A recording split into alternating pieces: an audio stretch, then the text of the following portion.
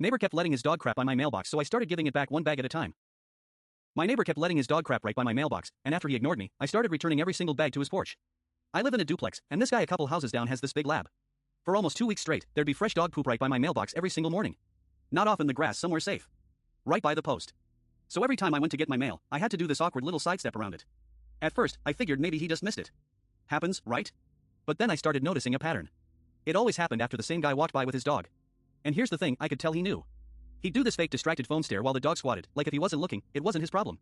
One morning I actually watched it happen from my window. Dog does its business, the guy looks back at it, sees the pile, then just keeps walking. That's when I decided to say something. I went outside and called out, "Hey, you gonna get that?" His response? "I don't have a bag." Like that was some kind of legitimate excuse.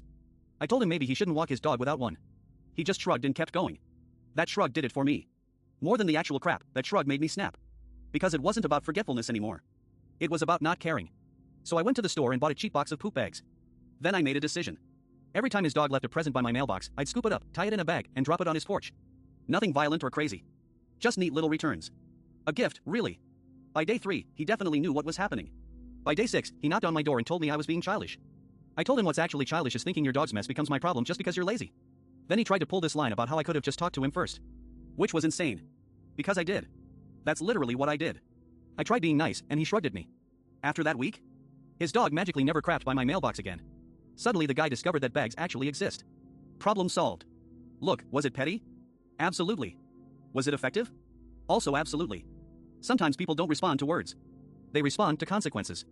And in this case, the consequence was his own dog's waste showing up on his doorstep until he decided to act like a responsible pet owner.